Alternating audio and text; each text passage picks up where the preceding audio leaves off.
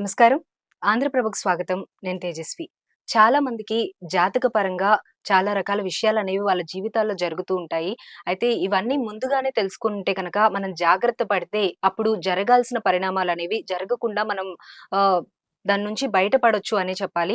ఇటువంటి విషయాల గురించి ఈ మధ్య కాలంలో చూసుకుంటే పవిత్ర ఆహ్, గురించి అలాగే చందు గురించి మనం చూసాం. ఆవిడని చూసి తట్టుకోలేక చందు బలవన్మరణం చెందడం ఇదంతా కూడా మనం చూసాము.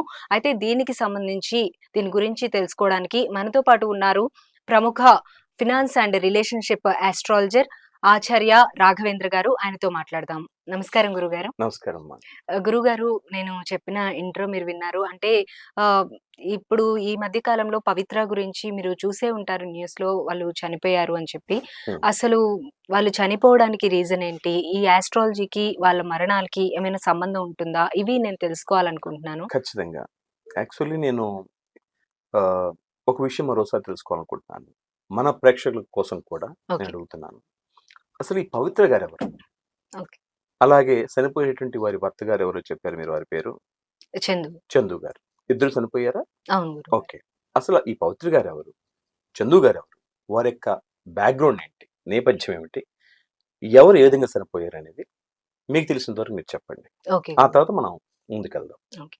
అయితే పవిత్ర గారు, అలాగే చందు గారు కలిసి ఒక సీరియల్‌లో అయితే వర్క్ చేశారు గురువుగారు. వారిద్దరూ సీరియల్ యాక్టర్స్. ఇద్దరికీ విడివిడిగా మ్యారేజ్ అయితే అయిపోయింది. వాళ్ళ ఫ్యామిలీ ఆవిడకుంది. ఈయన ఫ్యామిలీ ఉంది. ఇద్దరు కలిసి ఒక సీరియల్‌లో భార్యాభర్తలుగా వర్క్ చేయడం జరిగింది. గత 5 సంవత్సరాలుగా వాళ్ళు రిలేషన్‌లో ఉన్నారు అని చెప్పి మనకి తెలుస్తున్న ఇన్ఫర్మేషన్. అంటే ఆ లివింగ్ రిలేషన్‌షిప్‌లో ఉన్నారు. సీరియల్‌లో భాగంగా ఉన్నారా? లేకపోతే విడిగా గూడా సీరియల్‌లో ఉన్నారా? భార్యాభర్తలు. హ్మ్. బయట కూడా వాళ్ళిద్దరూ కలిసే ఓకే. ఉంటారనమాట అలాగే ఒకే ఉన్నారు. ఇంట్లో. భార్యాభర్తలుగానే హ్మ్. ఉన్నారు. అవును. హ్మ్. ఈ చందు గారికొచ్చేటప్పటికి ఆయనకి భార్య, ఇద్దరు పిల్లలున్నారు. చిన్న పిల్లలు. ఓకే. పవిత్ర గారికి ఆయన భర్త, ఒక అమ్మాయి, ఒక అబ్బాయి పిల్లలున్నారు. వాళ్ళు కొంచెం పెద్ద పిల్లలు. హ్మ్. ఇక్కడ ఆవిడ ఈ సీరియల్ కోసం అని చెప్పి ఇక్కడే స్టే చేయడం జరుగుతుంది. వాళ్ళిద్దరు కలిసి ఒకే ఇంట్లో ఉంటూ ఉంటారనమాట. హ్మ్. అనుకోకుండా ఆవిడ బెంగుళూరు వాళ్ళ స్వగ్రామానికి వెళ్ళొస్తున్న టైంలో యాక్సిడెంట్ అయ్యి ఆవిడ చనిపోవడం జరిగింది. హ్మ్. ఆవిడ చనిపోయిన తర్వాత ఆవిడ మరణాన్ని జీర్ణించుకోలేక చందు గారు కూడా ఆత్మహత్య చేసుకోవడం జరిగిందనమాట. హ్మ్. సో, ఇది స్టోరీ అయితే. మొత్తం జరిగిన విషయం అయితే ఇది గురువుగారు. ఓకే. ఇంతకి మీరేం తెలుసుకోవాలనుకుంటున్నారు మన ప్రేక్షకుల కోసం? ఏం తెలుసుకోవాలనుకుంటున్నానంటే, ఆవిడ యాక్సిడెంట్ అయ్యి చనిపోయారు. ఇటు చందు గారి జాతకం ఏ విధంగా ఉంది? నిజంగానే ఆయన సూసైడ్ చేసుకొని చనిపోయారు కాబట్టి, ఈ టైంలో ఆయన చనిపోవాలని ఉందా ఆయన జాతకంలో? లేదంటే ఒకవేళ ఆయన జాగ్రత్తలు తీసుకొని, ఆయన జాతకం ముందే చూపించుకొని అలా ఏమైనా ఉంటే కొంచెం ఇటువంటి ప్రాబ్లమ్ రాకుండా ఏమైనా ఉండేదా? ఇలాంటివి తెలుసుకోవాలి. ఓకే. మీరు గమనించినట్లయితే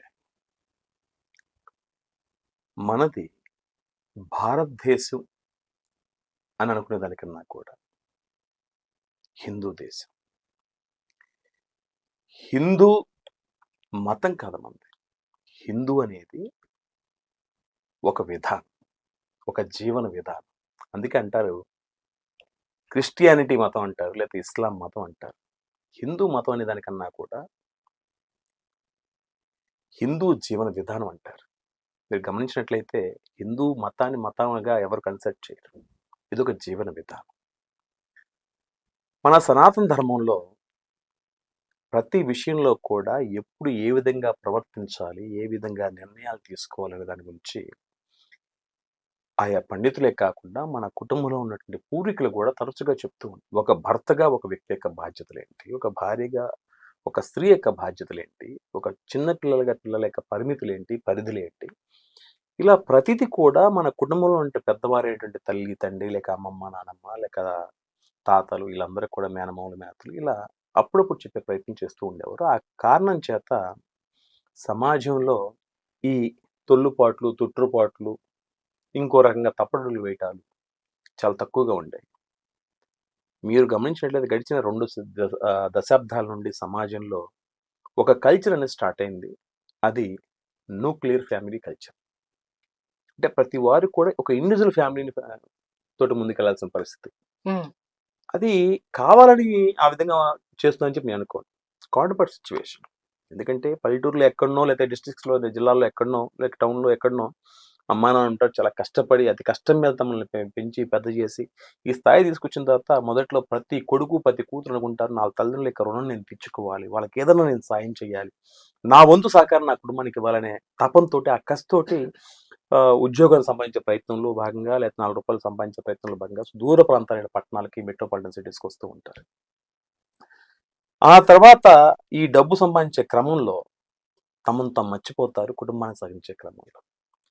ఆ తర్వాత వీళ్ళు పెళ్లిళ్ళు చేసుకోవటం, ఆ పెళ్లిళ్ళు చేసుకున్న తర్వాత అమ్మాయి కానీ అబ్బాయి కానీ వృత్తిలో భాగంగా ఆ మెట్రోపాలిటన్ సిటీలోనే ఉండాల్సిన క్రమంలో తమ కుటుంబానికి తమ యొక్క నైసర్గిక స్వరూపానికి లేక తమదైన వ్యక్తిగత జీవనానికి కొంచెం కొంచెంగా దూరం జరుగుతూ ఉంటారు. ఈ క్రమంలో ఏది మంచి ఏది చెడు అని చెప్పే నాదుడు లేడు. పరుగుల జీవితంలో ఒక అంశం గురించి కూలంకుషంగా చర్చించడమో, ఒక కష్టమో లేక సుఖమో వచ్చినప్పుడు 10 మందికి పంచుకోవడమో రెండో అవకాశం ఉంటారు. కష్టం వస్తే కుంగిపోవటం, ఆనందం వస్తే ఓవర్ నైట్లు ఓ అని చెప్పి చిందులేయడం తప్పితే ఈ జనరేషన్ అంతకుమించి ఇంకోటి తెలుసని నేను అనుకోవట్లేదు. సో ఆ కారణం చేత ఎక్కువ మందికి, అందరికి కాదు, ఎక్కువ మందికి ఏది మంచి ఏదో తెలియని పరిస్థితుల్లో ఆ క్షణానికి ఏదైతే మంచిది అనిపించిందో, ఆ క్షణానికి ఏదైతే ఆనందాన్ని కలిగిస్తుందో అదే రైట్ అని చెప్పి అనుకుని తమ బాధ్యతలను మరిచి కొన్ని తప్పుడలు దిగే ప్రయత్నం చేస్తూ ఉన్నారని చెప్పుకోవచ్చు. నేను తెలుసుకున్న విషయం ఏంటంటే, ఇద్దరు ఇండివిజువల్ వ్యక్తులు ఉన్నారు. ఒక స్త్రీకి ఆల్రెడీ వివాహం అయింది, కుటుంబం ఉంది, పిల్లలు ఉన్నారు. ఇంకో పురుషుడికి వివాహం అయింది, వారి పిల్లలు, ఇద్దరికి వారి వారి వ్యక్తిగతమైన కుటుంబాలు ఉన్నాయి, చక్కటి కుటుంబాలు ఉన్నాయి. వారి వారి కుటుంబాన్ని సాగించే ప్రయత్నంలో భాగంగా ఈ ఇద్దరు కూడా వారి వృత్తిలో భాగంగా ఒక సీరియల్ నడుస్తూ ఉన్నారు. ఆ సీరియల్లో వారి వారి క్యారెక్టర్లు భార్యాభర్తలని అనుకోకుండా. కానీ ఒక సీరియల్లోనో ఒక కథలోనో నటించాల్సిన వ్యక్తులు అది నిజమని చెప్పి భ్రమించి తమ ప్రమేయం లేకుండానే నిజ జీవితంలో కూడా అదే విధంగా మసులుకోవటం, ఆ రకంగా బతికే ప్రయత్నంలో భాగంగా తమకు తెలియకుండానే ఒకరికొకరు దగ్గరయ్యారు. ఇది ఎంత ఎక్స్ట్రీమ్ అయిందంటే వారు భార్యాభర్తలుగా ఉండే ప్రయత్నం కూడా చేశారు, లేదా ఆ విధంగా మసులుకుంటూ ఉన్నారనేది మనం గమనించాము. ఒకవేళ అది నిజంగానకైనట్లయితే ఆ స్త్రీ తమ కుటుంబానికి దూరమయ్యి ఇతనితో మాత్రమే ఉంటుందా, కుటుంబంతో ఉంటూ కూడా ఇతనితో ఉండే ప్రయత్నం చేస్తుందా అనేది వారి వారి యొక్క వ్యక్తిగతం. దాని గురించి మంచి చెడు మనం మాట్లాడకూడదు. కానీ ఒక సనాతన ధర్మశాస్త్రాన్ని గురించి అవగాహన కలిగిన వ్యక్తిగా, హిందూ ధర్మానికి, హిందూ శాస్త్రానికి ఒక ప్రతినిధిగా నేను మాట్లాడాలి అంటే, జీవితంలో పుడుతున్న ఏ వ్యక్తి చెడ్డవాడు కాదు, ఏ వ్యక్తి డెకాయిడ్ కాదు, ఏ వ్యక్తి దొంగ కాదు. పరిస్థితుల ప్రభావం చేత, సమాజం యొక్క ఇన్ఫ్లుయెన్స్ వలన ఆయా వ్యక్తులు ఆ విధంగా మారుతూ ఉంటారు. నేను బలంగా నమ్ముతాను. నా దృష్టిలో సమాజంలో ఎవరు చెడ్డవారు లేరు. ఒక వ్యక్తిని నువ్వు చెడ్డవాడు అని చెప్పి అంటున్నావు అని అంటే, ఒక వ్యక్తి చేసిన తప్పుని నువ్వు కామెంట్ చేస్తున్నావు అంటే ముందు నీలో అవి లేకుండా ఉన్నాయో చూసుకో. వారు చేసిన తప్పు నువ్వు చేయకపోవచ్చావు, బట్ నీ జీవితంలో ఏ తప్పు చేయలేదా, అప్పుడు నువ్వు ఎలిజిబుల్. మరి ఈరోజు సమాజంలో మనిషిగా మనుగడ సాధిస్తున్న ప్రతి వారు కూడా ఏదో ఒక సమయంలో లేక ఏదో ఒక వయసులో చిన్న చిన్న పొరపాట్లు చేసిన వారు. నువ్వు పొరపాట్లు చేసి ఇటు వారిని తప్పు చేస్తావని చెప్పి అర్హత నీకు లేదని చెప్పి నేను అంటాను. కాబట్టి వారు తప్పు చేశారు మనం మాట్లాడతాం.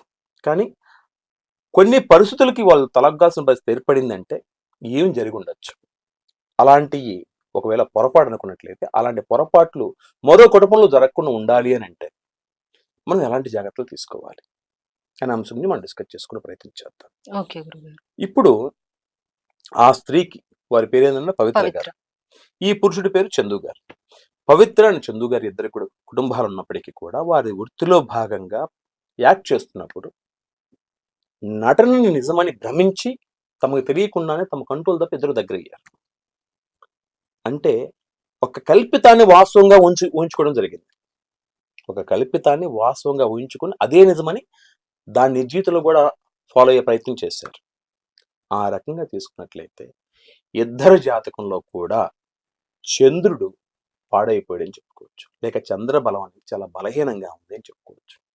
ఎవరి జాతకంలో అయితే చంద్రుడి యొక్క బలం తక్కువగా ఉంటుందో దానితో పాటుగా ఆ చంద్రుడి మీద మరొక పాపగ్రహం అయినటువంటి రాహు యొక్క ప్రభావం ఒక నెగిటివ్ వేలో తీవ్రంగా ఉంటుందో అలాంటి వ్యక్తులకి ఎలాంటి ఫలితాలు ఉంటాయంటే కల్పితాలని వాస్తవాలుగా ఊహించుకోవడం జరుగుతుంది, లేదా ఊహాలోకంలో విహరిస్తూ తమ గురించి తాము నెగిటివ్గా భావిస్తూ ఒక డిప్రెషన్లో ఉండే అవకాశం జరుగుతుంది.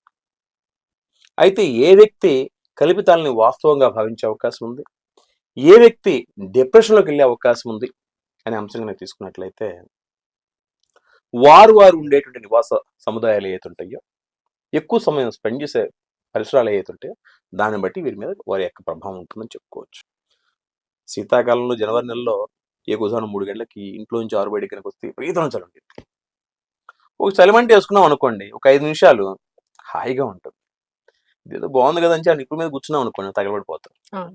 సో ఒక ఎన్విరాన్మెంట్ యొక్క ఎఫెక్ట్ నువ్వు ఆయా ప్రదేశాల్లో ఎంత సమయం ఉంటున్నావు అన్న దాన్ని బట్టి అది నీ మీద ఎంత ప్రభావం చూపిస్తుందని అర్థమైపోతుంది. హ్మ్. సో ఎవరు డిప్రెషన్లోకి వెళ్తారు, ఎవరు ఇల్యూషన్లోకి వెళ్తారు అనే అంశం కనుక తీసుకున్నట్లయితే ఇద్దరికి కాంబినేషన్ ఒకటే. హ్మ్. ఇద్దరికి చంద్రుడు బలహీనంగా ఉన్నాడు, ఓకే. రాహు యొక్క ప్రభావం ఉంది, నెగిటివ్ ప్రభావం. హ్మ్. కానీ ఇద్దరికి వేరు ఫలితాలు ఉన్నాయి. ఇక్కడ గమనించినట్టు ఇల్యూషన్లు ఎవరు ఉంటారంటే ఎవరి గృహంలో అయితే అది రెంటిల్లు కావచ్చు, సొంత ఇల్లు కావచ్చు, అంటే వాస్తు ప్రభావం కూడా ఉంటుంది. ఎప్పుడు కూడా ఓకే. ఒకటే గుర్తుపెట్టే, ఒక చేత్తో ఎప్పుడు సపోర్ట్ రాదు, 2 చేతులు రావాల్సిందే. అలాగనే ఒక జాతకంలో దోషం ఉన్నంత మాత్రం చేత ఏ వ్యక్తి కూడా అద్భుతమైన ఫలితాలను పొందడమో లేక చెడు ఫలితాలను పొందడమో జరగదు. హ్మ్. వారుండే గృహ సముదాయం ఏదైతే ఉందో అది గుడిసె కావచ్చు, విల్లా కావచ్చు, దాని యొక్క ప్రభావం సపోర్ట్ చేసినప్పుడు మాత్రమే మంచి లేక చెడు ఫలితాలనే వస్తాయి అన్నమాట. ఓకే. ఆ రకంగా తీసుకున్నట్లయితే వారుండే గృహంలో ఎవరి ఇంటికైతే వాయువ్యంలో హ్మ్. ఒక మెట్లు కానివ్వండి, ఒక టాయిలెట్ కానివ్వండి, లేదా చెట్లు కానివ్వండి, ఇలాంటివి ఎప్పుడైతే ఉంటాయో వారు ఒక ఇల్యూషన్లో ఉంటారని చెప్పుకోవచ్చు. హ్మ్. అంటే కల్పితాలను వాస్తవాలుగా ఊహించుకునే అవకాశం ఉంటుంది. లేదా అలాంటి ప్రదేశంలో ఈ వాయువ్యంలో ఎవరికైతే వారి యొక్క నివాసంలో ఒక పోస్టర్ రూపంలో కానీ, ఒక ఐడల్ రూపంలో కానీ రాధాకృష్ణుల యొక్క రూపం అనేది ఉంటుందో అలాంటి వాళ్ళు కూడా ఒక రకమైన ఇల్యూషన్లోకి వెళ్ళే అవకాశాలు ఉంటాయని చెప్పుకోవచ్చు. ఓకే. అలాగనే కొంతమంది డిప్రెషన్కి వెళ్తారు అని చెప్పంటారు. హ్మ్. ఎవరి గృహంలో అయితే పడమర మధ్య భాగంలో వారికి సంబంధించిన వ్యక్తిగతమైనటువంటి వస్తువులు, ఒక ఐడి కార్డు లేక ఫోటోలు లేదా పర్సనల్ థింగ్స్ ఏవైతే ఉంటాయో అలాంటివి కనుక పడమర మధ్య భాగంలో ఏ అరమలలోనో లేదా పెట్టుకున్నట్లయితే, ఏ షోకేస్లో కనుక పెట్టుకున్నట్లయితే ఆ ఇంట్లో వారు డిప్రెషన్లోకి వెళ్ళే అవకాశాలు ఉంటాయని చెప్పుకోవచ్చు. సో ఈ రకంగా ఇల్యూషన్లోకి వెళ్ళారు కాబట్టి వారిద్దరు దగ్గర అయ్యారు. హ్మ్. ఒక సినిమాలోనో సీరియల్లోనో జరిగేటువంటి పాత్రల్ని తమ జీవితంలో కూడా నిజంగానే ఉన్నాయని పడుకున్నారు కాబట్టే కదా కుటుంబాలు మర్చిపోయి వాళ్ళిద్దరు దగ్గర అయ్యే ప్రయత్నం చేశారు. అవును. తప్పరైతే తర్వాత విషయం, వాళ్ళు ఏం చేశారనేది మాత్రం తీసుకుందాం. అంటే వీళ్ళు ఒక రకమైన ఇల్యూషన్లోకి వెళ్ళారు, వీళ్ళు ఒక రకమైనటువంటి ఎమోషనల్గా బాండేజ్ అయిపోయారు అని చెప్పుకోవచ్చు. అంటే ఖచ్చితంగా వీరిద్దరిలలో ఉత్తర భాగంలో దోషాలున్నాయి. రెండోది ఉత్తర వాయువ్య భాగంలో కూడా దోషాలున్నాయి. ఇద్దరిలో కూడా రాధాకృష్ణుల యొక్క ఐడల్స్ లేక ఇమేజెస్ ఉన్నాయని చెప్పుకోవచ్చు. ఈ కారణాల చేత వీరి యొక్క బాధ్యతలను మరిచి అనుకోని సమయంలో లేక అనుకోని బలహీన పరిస్థితుల్లో దగ్గర అవటము లేక ఒకటిగా ఒక చోట ఉండే ప్రయత్నం చేయటము లేక నిజంగానే భార్యాభర్తలుగా భావించి ముందుకెళ్ళే ప్రయత్నం చేయటం అనేది జరుగుతుందని చెప్పుకోవచ్చు అన్నమాట. అయితే ఇలాంటి వ్యక్తులు ఆకస్మికంగా మరణించారు అని అంటే దానికి ఏం కారణం అయి ఉండొచ్చు. ఆ రకంగా తీసుకున్నట్లయితే ఎవరి గృహానికైతే ఉత్తర భాగంలో ఉత్తర ఈశాన్యంలో కానీ తూర్పు ఆగ్నేయంలో కానీ గృహం అనేది కనుక ఉన్నట్లయితే వారి ఇంట్లో ఖచ్చితంగా జారిపడటము, యాక్సిడెంట్ అవ్వడం ఖచ్చితంగా జరుగుతుంది. మన వాళ్ళు పండితులు ఏమంటారంటే, ఏమండి గురువుగారు, తూర్పు ఈశాన్యం, పడమర వాయువ్యం, ఉత్తర ఈశాన్యం అన్ని కూడా గృహానికి గుమ్మాలు లేకపోతే ద్వారబంధనాలు ఉంటాం మంచిదే కదండి, ఉత్తర ఈశాన్యం అద్భుతం, తూర్పు ఈశాన్యం మంచి అద్భుతం అని చెప్పంటారు. కరెక్టే. ఒక తూర్పు ఈశాన్యం లేదా ఒక ఉత్తర ఈశాన్యం ఏదైతే ఉందో అన్నింటికి మంచిది కాదు నాయన, కొన్నింటికి మాత్రం మంచిది. అయితే ఆ ఉత్తర ఈశాన్యంలో కూడా ఒక ప్రత్యేక ప్రదేశంలో కనుక ఉన్నట్లయితే ఖచ్చితంగా ఆ ఇంట్లో యాక్సిడెంట్స్ అవుతాయి. ఇంట్లో నుంచి నేను బయటికి పోనండి, ఇంట్లో నుంచి బయటికి పోతే కదా యాక్సిడెంట్ అయ్యేది, ఇంట్లోనే ఉంటానంటే ఏ బాత్రూమ్ పోయేస్తున్నా పడిపోతాం, ఏ హాల్లోంచి కిచెన్ పోయేటప్పుడు డమ్మని పడిపోతాం, ఏ కాలో చెయ్యి ఇరుగుతుంది, ఊరికూరికే పడతారు, ఊరికూరికి దెబ్బలు తగులుతూ ఉంటాయి. సో ఎవరైతే వాహన గండ రూపంలో మరణించడం జరిగిందో పవిత్ర గారు, వారి ఇంట్లో 100% అది సింహద్వారం కావచ్చు లేక ఉపద్వారం కావచ్చు, ఉత్తర ఈశాన్య భాగంలో ఒక దర్వాజా అనేది ఉంది, ఇది కన్ఫర్మ్. ఇక వారు మరణించారనే ఉద్దేశంతో వీరు లేని నాకు నా జీవితం ఎందుకు అని భావిస్తూ తమ కుటుంబాన్ని కూడా మర్చిపోయి తన బాధ్యతలను కూడా మర్చిపోయి ఒక డిప్రెషన్కి వెళ్ళిపోయి సూసైడ్ చేసుకున్నాడేమో కదా మీరు చెప్పినట్టుగా. సో వీరు మరణించారు అని అంటే వీరింట్లో పడమర భాగంలో దోషం తీవ్రంగా ఉందని చెప్పుకోవచ్చు. అంతేకాకుండా మనసుని ప్రభావితం చేసేటువంటి దిక్కు వాయువు భాగంలో ఒక వాష్రూమ్ ఉండటం, లేక ఆ భాగంలో వీళ్ళింట్లో కిచెన్ ఉండటము, ఇలాంటివి కూడా జరిగే అవకాశం ఉందని చెప్పుకోవచ్చు. సో అల్టిమేట్గా మనకి ఈ ఎంటైర్ స్టోరీలో ఏం తెలిసిందమ్మా? ఒకటి, కల్పితాలను వాస్తవాలుగా భ్రమించడం, అంటే ఒక రకంగా ఇల్యూషన్లోకి వెళ్ళటం, భ్రమంలోకి వెళ్ళటం. 2, డిప్రెషన్లోకి వెళ్ళటం. 3, బాధ్యతలను మరవటం. 4, సూసైడ్ చేసుకోవటం. 5, యాక్సిడెంటల్ డెత్ జరగటం. ఈ 5 గనక తీసుకున్నట్లయితే ఇలాంటివి ఎవరింట్లో కూడా జరగాలని ఎవరు అనుకోరు. అలాంటి వాటి గురించి ఆలోచిస్తేనే ఒకసారిగా గుండె జల్లంటుంది. ఒక భయంతో శరీరం నిలువెల్ల కంపించిపోతుందని చెప్పుకోవచ్చు.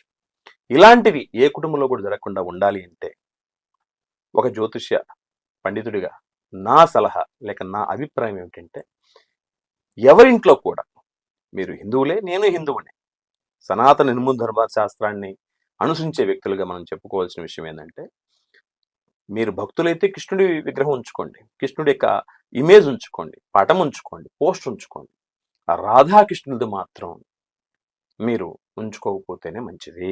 యాక్సిడెంటల్ డెత్ కనుక జరగకుండా ఉండాలి అని అంటే, మీరు ఒక గృహంలో నివాసం ఉంచేటప్పుడు ముఖ్యంగా ఉత్తర ఈశాన్యం కనుక ఉన్నట్లయితే, ఆ ఇంట్లో సొంతలు కానీ కిరాయిలు కానీ ఆ గృహప్రవేశం చేసినట్టు మొదటి 5-6 నెలల లోపలనే, ఇంకా చెప్పాలంటే ఒక 3-4 నెలల లోపలనే ఊరికూరికే పట్టడం, చేతిలో వస్తువులు జారిపడిపోవటం, ఏదైనా మనం జారిపట్టడం, లేక కాళ్ళకు ఊరికే దెబ్బలు తగులుతూ ఉంటాం, ఊరికూరికే చేతులకు గాయాలు అవటం, ఇలాంటి చిన్న చిన్న సింటమ్స్ కనుక ఏదైనా ఉన్నట్లయితే ఆ ఇంట్లో వాసు దోషం ఉంది అని అర్థం. ఉందనగానే బాబు భయపడిపోయి టెన్షన్ పడిపోయి ఏమైపోవాలని చెప్పి గుండె కొట్టుకోవాల్సిన అవసరం లేదు. సింపుల్గా మీకు తెలిసినటువంటి దగ్గరలో ఉన్నటువంటి మీ కుటుంబ వాస్తు పండితులు ఎవరుంటే వాళ్ళని సలహా తీసుకోండి. చిన్న చిన్న పరిహారాల ద్వారా, పరిహారం అంటే వేలు లక్షలే అవసరం లేదు, ఒక్కోసారి ₹1 కూడా ఖర్చు కాకుండా కూడా, సమ్టైమ్స్ 100-200 ఖర్చు అవడం ద్వారా కూడా మీరుగా చేసుకోదగిన పరిహారాలు ఫాలో అవడం ద్వారా ఆ వాహన గండాల నుంచి మీరు బయటపడే ప్రయత్నం చేయొచ్చు. అలాగే డిప్రెషన్ కనుక తీసుకున్నట్లయితే, ఉత్తర వాయు భాగంలో ఎట్టి పరిస్థితుల్లో కూడా మీరు పొయ్యి పెట్టడం కానీ, ఒకప్పుడు ఉత్తర వాయు భాగంలో పొయ్యిలనే ఉండేవి, స్టవ్లనే ఉండేవి, కిచెన్ అనేది ఉండేది. ఇప్పుడు దాదాపుగా పెట్టట్లేదు. కానీ మెట్రోపాలిటన్ సిటీస్లో కొన్ని సమయాల్లో కొన్ని అపార్ట్మెంట్స్లో కాన్వర్ట్ సిచ్యువేషన్ ఉత్తర వాయువులో కిచెన్ పెడుతున్నారు. దానికి కూడా కొన్ని రెమెడీస్ మనం చేసుకోవచ్చు, మన మెదడు అప్రోచ్ చేసుకోవచ్చు. అలాగనే కొంతమంది లవ్లో పడుతూ ఉంటారు. సో ఎదిగిన పిల్లలు ఇంట్లో ఉన్నప్పుడు వారి జాతకాల ముందుగా స్టడీ చేసుకోవడం ద్వారా మనం ప్రయత్నించవచ్చు. ఒకవేళ మీ భర్త మీతో నీతిగా ఉండకుండా ఇంకెవరికైనా దగ్గర అవుతున్నారు, లేక అయితే ఎలాగా అని చెప్పని కనుక అనుకున్నట్లయితే, దీనికి మీ కుటుంబాల్లో ముఖ్యంగా వైఫ్ అండ్ హస్బెండ్ రిలేషన్ కరెక్ట్గా ఉండాలి అని అంటే ఏం చేయాలి, ఎలాంటి విధి విధానాలు ఫాలో అవ్వాలనే దాని నుంచి మనం మరోసారి డీటెయిల్డ్గా మనం డిస్కస్ చేసుకునే ప్రయత్నం చేద్దాం. ఎందుకంటే కుటుంబంలో అది వయసుకు వచ్చిన ఆడపిల్లలు కావచ్చు, చదువుకునే మగపిల్లలు కావచ్చు, మీ భర్తలు కావచ్చు, కుటుంబంలో రెస్పాన్సిబిలిటీ తీసుకోవాల్సిన సభ్యులు కావచ్చు, అది మరిచి ఇంకెవరికో దగ్గర ప్రయత్నం చేసినప్పుడు కుటుంబాలు కొల్లేరులయ్యే అవకాశం ఉంది. ఇలాంటివి జరగకుండా ఉండాలంటే ఏం చేయాలి, అలాంటివి జరిగే అవకాశం ఉందని ఎలా జాగ్రత్తగా ముందే తెలుసుకునే ప్రయత్నం చేయొచ్చు అనేది మనం మరో వీడియోలో తెలుసుకునే ప్రయత్నం చేద్దాం. ఓకే గురువుగారు, ధన్యవాదాలు. థ్యాంక్ యూ సో మచ్ గురువుగారు. ఇది ఇవాల్టి కార్యక్రమం. రేపటి కార్యక్రమంలో మళ్ళీ కలుద్దాం. అంతవరకు చూస్తూనే ఉండండి ఆంధ్రప్రభ.